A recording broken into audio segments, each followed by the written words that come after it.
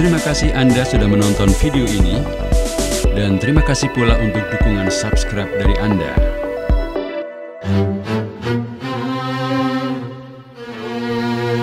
Assalamualaikum warahmatullahi wabarakatuh. Sahabat, cerita Gus Dur menjadi kepala madrasah berawal ketika ia melanjutkan belajar ke pesantren Tambak Beras pada tahun 1959 sampai dengan 1963. Ia belajar kepada Kiai Haji Abdul Fattah Hashim, pendiri Madrasah Mu'alimin Tambak Beras. Madrasah ini berdiri pada tahun 1953. Selain jadi santri di Mu'alimin, Gus Dur juga menjadi guru bagi adik-adik kelasnya untuk mata pelajaran bahasa Inggris. Di kelas bahasa Inggris inilah Gus Dur bertemu Hajah Sinta Nuriyah. Setelah lulus Madrasah Mu'alimin, Gus Dur diminta oleh Kiai Fattah untuk menjadi kepala Madrasah Mu'alimin karena dipandang sangat layak untuk menempati posisi itu. Selama tahun pertamanya, ia mendapat dorongan untuk mulai mengajar. Ia kemudian mengajar di madrasah modern yang didirikan dalam kompleks dan juga menjadi kepala sekolahnya. Tulis Greg Barton. Menurut kesaksian guru Madrasah Mu'alimin, Ustadz Risalatul Aminin, di era Gus Dur, madrasah ini ditempuh dalam jangka 4 tahun. Didirikan untuk mencetak guru-guru agama. Ketika Gus Dur menjadi kepala madrasah, gedung Madrasah Mu'alimin tidak jauh dari dalam kesepuhan Kiai Fattah. Saat ini lokasi tersebut menjadi khusus putri. Gedung Madrasah khusus putra pindah ke sisi timur. Pada tahun 1964, Madrasah Mu'alimin yang awalnya ditempuh 4 tahun berubah menjadi 6 tahun. Saat ini madrasah tersebut bernama lengkap Madrasah Mu'alimin Mu'alimat 6 tahun, Bahrul Ulum Tambak Beras. Gus Dur tidak lama menjabat kepala Madrasah Mu'alimin karena harus melanjutkan pendidikan ke Al-Azhar Mesir setelah ada kunjungan Grand Syekh Al-Azhar saat itu, Syekh Muhammad Saltaut, ke Tambak Beras. Di buku Tambak Beras halaman 52-53, Gus Dur menjadi kepala Madrasah Mu'alimin hingga tahun 1966. Hal ini berbeda dengan catatan Greg Barton. Gus Dur hanya sampai tahun 1963 di Tambak Beras. Gus Dur pamit ke Kiai Fattah untuk ke Mesir. Pimpinan madrasah diserahkan kembali ke Kiai Fattah. Madrasah Mu'alimin saat ini memiliki 2 kampus, putra dan putri dipisah. Madrasah ini menjalankan kurikulum 80% pelajaran salaf dan 20% pelajaran kurikulum nasional.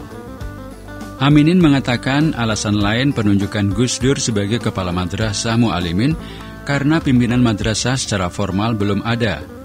Kiai Haji Abdul Fattah Hashim sebagai pendiri menunjuk Ustadz Mamas, seorang pendatang dari Kalimantan, untuk mengelola dan memimpin secara formal madrasah ini sampai tahun 1960. Diprediksi umur Gus Dur saat jadi kepala Madrasah Mu'alimin yaitu 23 tahun, masih cukup muda. Saat ini Madrasah Mu'alimin dipimpin oleh Kiai Haji Abdullah Rif'an Nasir. Saya tahunya Gus Dur sebagai kepala Madrasah Mu'alimin dari kakak kelas dan brosur pendaftaran yang memajang foto Gus Dur. Saya masuk Mu'alimin tahun 2008, ungkapnya.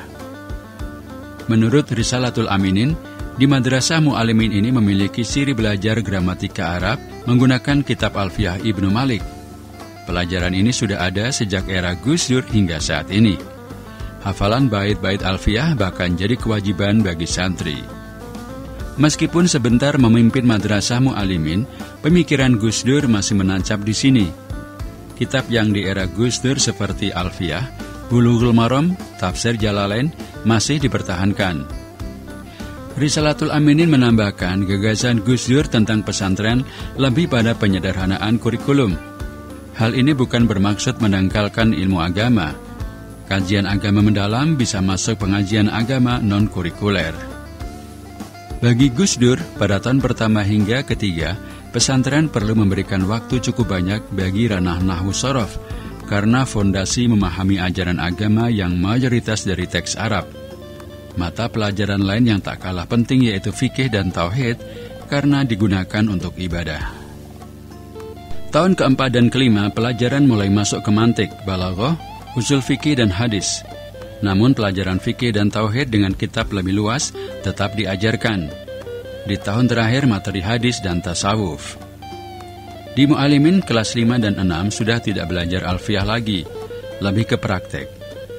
Saya megang pelajaran mutola'ah kelas 5. Beber alumnus pasca sarjana IAIN Kediri ini. Madrasah Mu'alimin memiliki keunikan lainnya. Siswa kelas 3 bisa ikut ujian negara tingkat sanawiyah dan siswa kelas 6 bisa ikut ujian negara tingkat aliyah.